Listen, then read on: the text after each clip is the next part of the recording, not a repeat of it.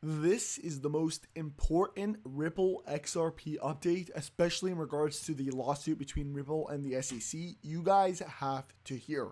So before we get right into this video, I want to tell you guys to please show your support by smashing the like button, subscribing to the channel if you are brand new, and of course, commenting your thoughts on this whole case.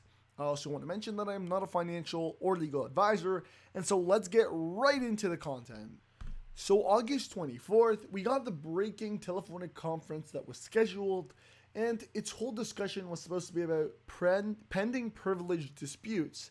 This whole telephonic conference is going to take place on August 31st at 12 p.m. noon Eastern Standard Time, and of course I'm going to be live streaming it, so make sure you guys are watching and are subscribed. But I think a lot of people undermined the value and the whole understanding of this telephonic conference, in which why is it being held? What impact will it make not only on XRP's value, but on this whole lawsuit? And this is probably the most important thing out there. There's also another document that I'm going to be discussing that carries equally and maybe a little more value that needs to be out there and that people need to understand. Okay, now let's first jump into this whole telephonic conference and the importance of that. So this telephonic conference, in short, is going to be about the privileged documents within regards to the fair notice defense, which is the second thing that I wanted to talk about and is the bigger portion. This lawsuit is so important because it's going to be basically, what is going to be used, or part of the documents that are going to be used in the fair notice defense are going to be able to get obtained in this whole telephonic conference. And as you guys can see in this paragraph right here, it says, the parties will confer regarding the company's pending motion to compel the regulatory to produce a pack of privileged documents that defendants believe are relevant to their fair notice defense. Ripple lawyers state that the SEC failed to communicate its views on digital assets to the public.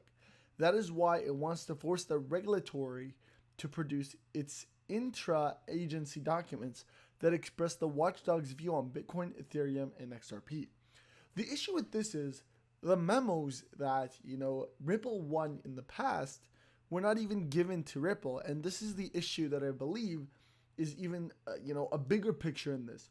What happens if, Ripple wins this telephonic conference?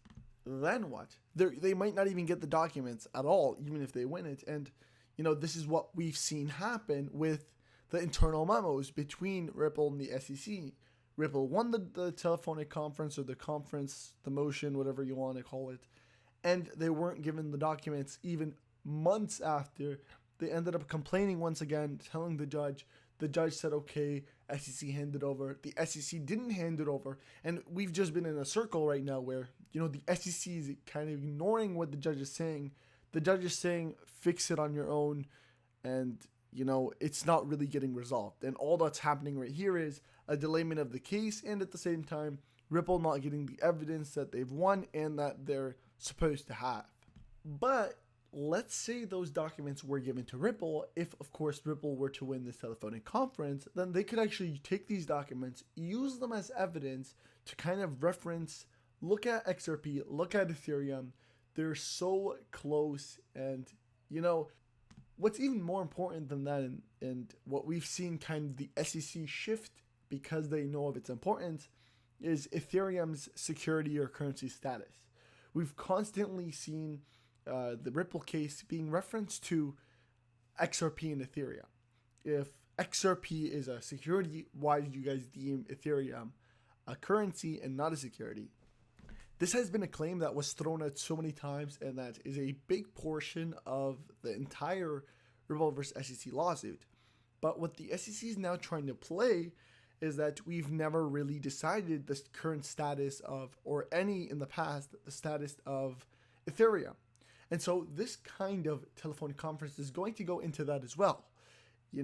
If the SEC did decide or didn't decide the status of Ethereum, why is everybody, in 90% of, the people working in the SEC constantly referencing the speech made in 2018, which declared Ethereum being a cryptocurrency and not a security, by William Hinman?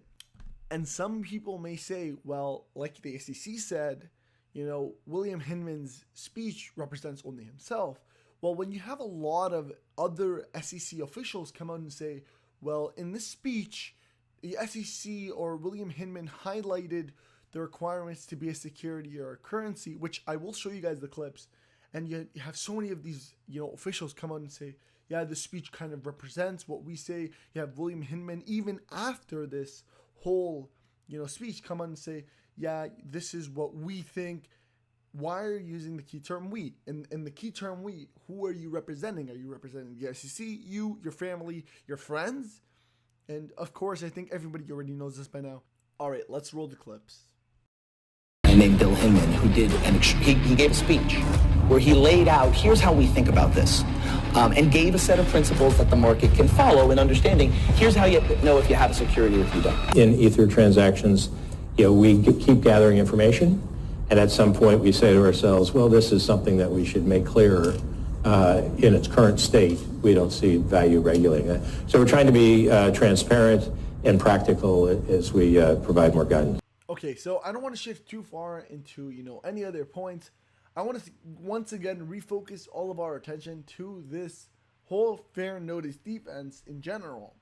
The big picture is we are trying to put all of our effort into getting a win on this fair notice defense, which is yet to be determined. And this telephonic conference is going to allow us extra evidence / documents that we're going to be able to use during the fair notice defense.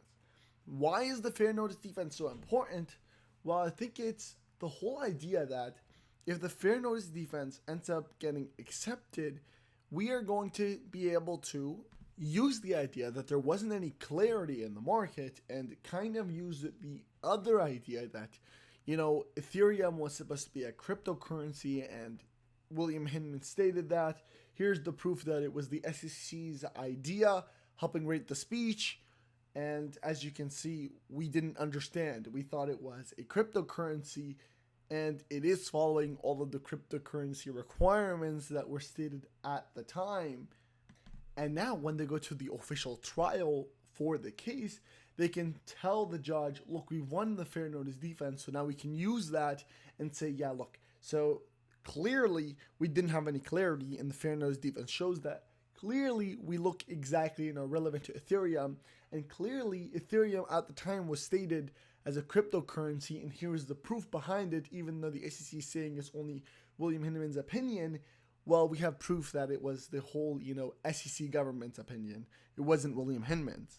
And then with that evidence, you kind of win the case. And so this is why people that were, saying there is a settlement going to happen in September or the middle of September, like BitBoy, it's possible, but it's highly unlikely since both parties are putting so much into, trying to get the fair notice defense on their side that I do not think they'd go ahead and settle, a few weeks before that, even though they've spent months trying to accumulate documents to use for this fair notice defense. Alright guys, that being said, I want to apologize for not being able to upload the last few days. I was very, very busy. Make sure you guys follow me on Crypto Geek News. I was still posting on Twitter, I just wasn't able to post a YouTube video. So follow me there for the latest news. It was also my birthday, so thank you guys all for your amazing comments. I went through and I read every single one. So thank you guys all so much. And as a birthday special, I went ahead and bought some extra XRP to top everything off. You can't beat a present like that. Also, make sure you show your support by joining the official crypto community Discord, which is mostly and especially for the Ripple XRP army. As you guys can see, I try and post as much as I can on there, and we've been growing so fast, guys. So make sure you are participating in this community. Share your thoughts. What do you think of Ripple XRP? And of course, I post in there pretty often as well. All my social media links are down in the description as well. And if you want to be an extreme supporter, maybe even hook me up with a birthday present, feel free to click that join button. It is a $4.99 month thing, but you will get some strictly member emojis only. And you will also get a nice GC badge next to your name to show you guys are supporting the crypto army and are up to date and are the biggest fan out there. So thank you guys all so much for watching. I appreciate every single one of you guys, and I hope XRP booms to the sky. I'll see you next time.